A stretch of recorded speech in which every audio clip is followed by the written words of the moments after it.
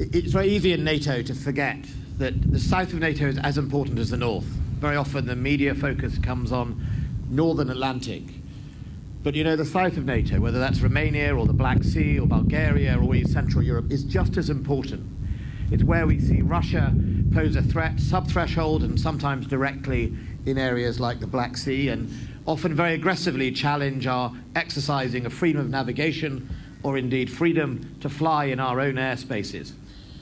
And that's why it's really important that NATO's leadership in delivering a message to Putin that the alliance is how we are going to stand up to his bullying and his threats. And I'm grateful for Romania's leadership in standing strong and tall in the light of a very aggressive Russia at the moment. Certainly they are on the front line. They are one of the countries such as Poland and Romania who are on the front line from the potential overspill or indeed a more aggressive Russia.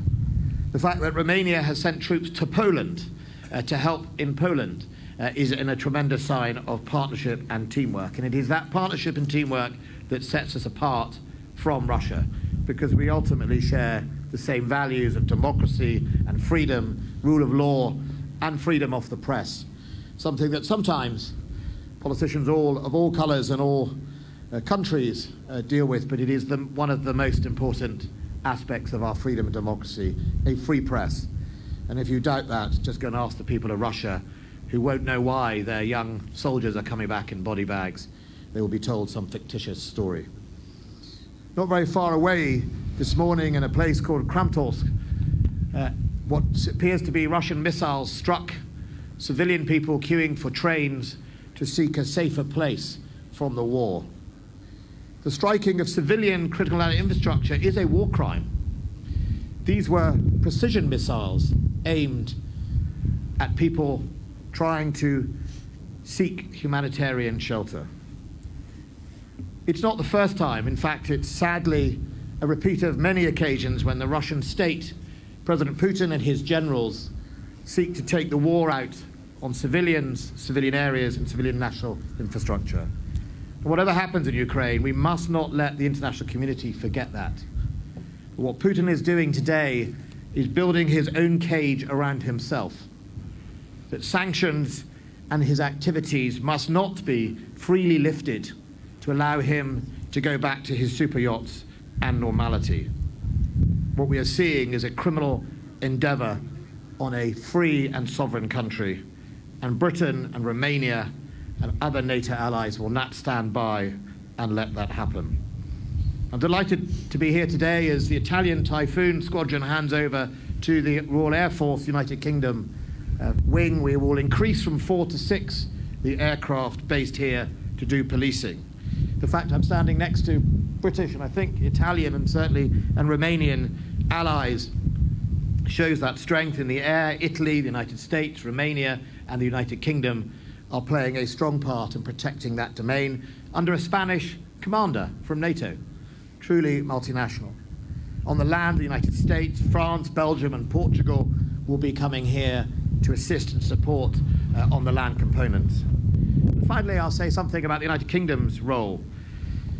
When all of this is over, people will ask who were there before it happened and who will be there after. The United Kingdom will be here after. The United Kingdom was here before in Romania and in Ukraine, and from the Barents Sea to the Black Sea, the United Kingdom will play its part in contributing to supporting the resolve and strength of NATO and standing up for all those values in Europe that we share. Thank you. Mr. Secretary of State, I myself was under the time pressure. I do apologize for that. So, dear colleagues from the media, we are now opening the Q&A session. I would kindly ask you to try to limit to one question and no follow-up if possible. So the first question goes to BBC. Duncan Kennedy from the BBC. A question for both ministers, please. An impressive show of force here this morning, but given that we all understand that Russia's building up its forces again now for another attack in Ukraine, do you think this kind of thing could be seen as a provocation, or do you think that NATO simply has no choice now but to demonstrate its force? How do you provoke a man who's already invented excuse after excuse to invade a sovereign country and kill innocent civilians. You can't provoke him anymore. He is determined, at the cost of thousands of Russian lives, to prosecute an invasion of a country that he has no right to do so. He doesn't care about his own people. The idea he's going to care about whether we fly jets in our own airspace, not their airspace. No one's flying into Russian airspace, in our airspace, that is somehow provocative is I think, misleading. I think fundamentally, President Putin listens to strength.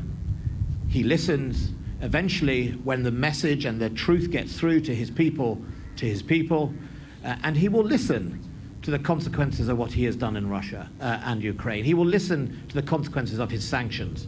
Where is the Russian economy now? Where is the ruble now? Where are his friends? If his friends are Belarus and North Korea and Venezuela, that's not a party I want to attend. That's not much of a friendship group worth having. And I think he can't be provoked anymore. He can be deterred, and we can help Ukraine defeat and push back his army from their aggressive moves. And if he thinks he's got away with it, he only has to look at the casualty rates of his young men that he sent unprepared with an arrogance to war in another country, and look at the losses of his army. Open source suggests they've lost 2,500 armored vehicles. He's all in. He has put most of his Russian ground forces into Ukraine or on the border of Ukraine. And it doesn't look like it's gone very well so far. Yes, he will try and regroup. Yes, he will try and re-equip. But so will the Ukrainians, with the help of NATO allies and donors. They will be re-equipped. They will be resupplied. And the fundamental flaw in the Russian army hasn't gone away. Incompetent generals, arrogant planning assumptions, who don't care about the men they command. And not caring about the men you command, let me tell you as a former soldier, always ends up in the bad result, which is what they're getting.